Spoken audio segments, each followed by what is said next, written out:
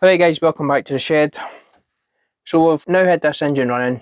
The next thing we want to do is pretty much strip everything off this frame. So, on with it then. I'm going to start from the top and work our way down. Okay guys, so today's video is a little different. I'm doing a voiceover as I had to speed the video up as there's way too much footage. Anyway, we'll see how it goes. I will slow the video down here and there. Yep. It's a tight screw. That's what she said! Wow. When and where it's appropriate. Just spraying them nuts. Yes, yes.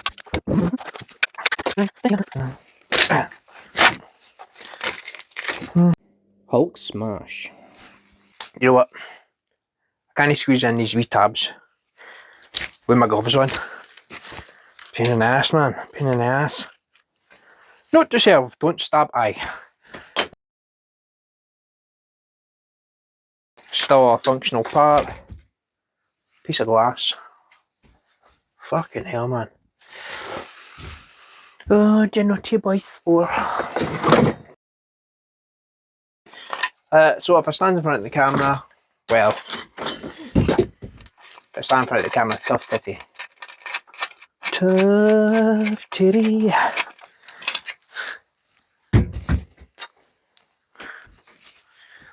Enjoy the view of my arse.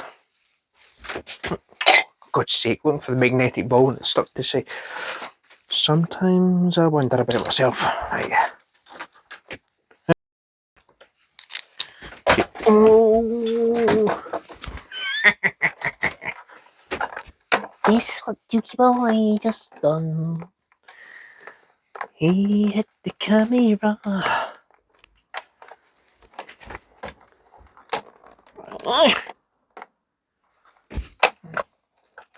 Bloody Egypt, man. Egypt. Right. For those that are wondering, what I just said there was, we just saw what Doogie Boy done. He hit the camera. We'll get our magnet. Now I like to keep magnets handy when working on motorbikes and cars because you use them to pull parts off that are difficult to get reach.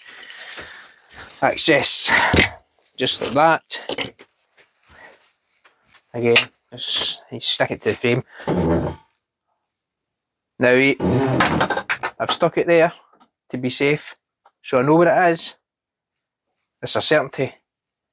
When I need it, I'll not remember where I've put it and I'll end up spending 20 minutes looking for it. Guaranteed. So it's simple, see a bolt, remove a bolt. Right. That's the top triple clamp off.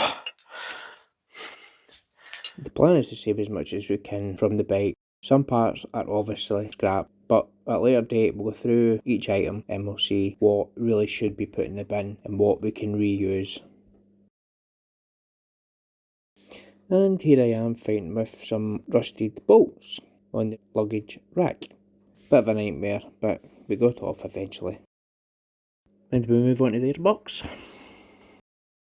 And then we take off the wiring harness, or the wiring loom.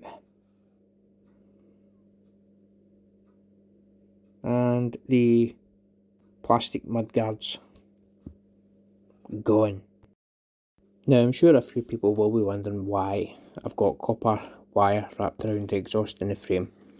So what happened is the collet has totally disintegrated, meaning the exhaust header wasn't being held against the engine head. So I wrapped it with copper just to try and hold it while I was getting the engine turned over. Didn't really work, but hey, you got to try. Broke a socket. And thus the battle of man and engine mount began. And it went on and on and on and on some more, then on a wee bit more. I wasted so much time trying to get these engine mounts out. baby grinder. More grinder. And then hammer, punch, spanner, monkey grips, you name it, I used it. The bolts wouldn't budge. One eternity later. Alright, so I pretty much gave up on the front bolts and moved on to the ones at the back because they just weren't budging. These back ones weren't as bad, but they weren't much better, to be honest with you. As you can see, having to make a massive extension bar just to get enough force on them. But it came off. Eventually. Right, oh, sorry, covering the camera. So if we come in here, we can see on this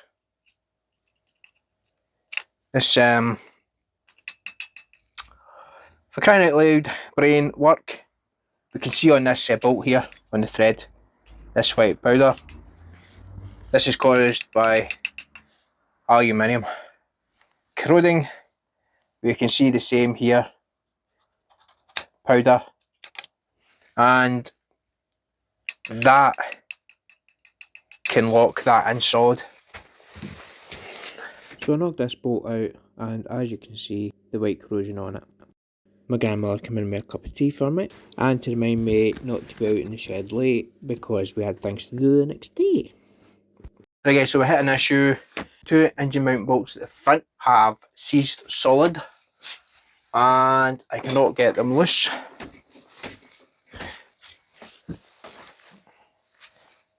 The bolt here and the bolt under there both are totally seized, and I can't get them out. I've tried everything. They've been banged more than a Glaswegian prostitute. So the next thing for me to do is split this frame. Frame comes apart, so we have to take these bolts out. There's a few bolts underneath each side here, and we can just drop it down.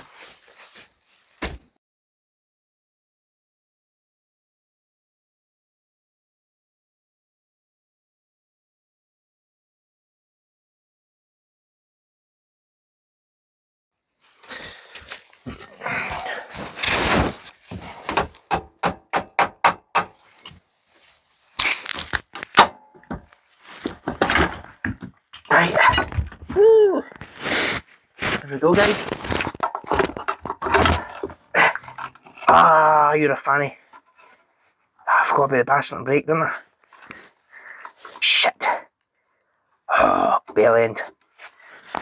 Right, hold on.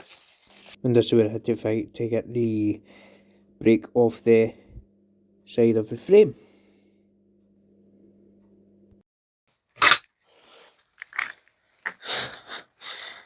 Ooh, toes. I'd like to keep them, thanks. You know what, we'll just hang that half of there. Right. Whew. Right. Right guys. So the engine is out of this frame, but out of breath.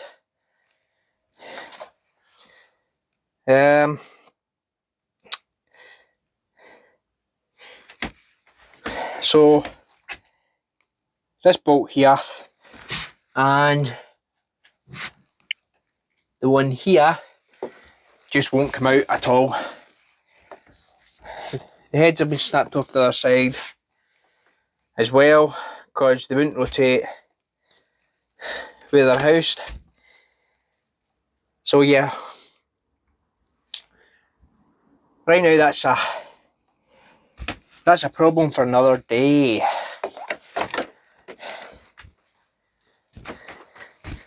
The frame's down to its barest and minimums. So you're like, where's the front foot pegs? Right there. So take these off. We'll pull the spring arm off. Spring arm actually Looks not too bad, to be honest with you. Couple of wee bits. They're not as bad as this section of the frame. We'll get all this stripped off and we'll get the wire brush to this. And then we'll treat it with a rust converter, and then I don't know, I'm not going to spend the money powder coating this frame. It's really not worth it. So I'll probably just get a blaster black paint, or maybe not, maybe I'll choose a different colour, we'll see.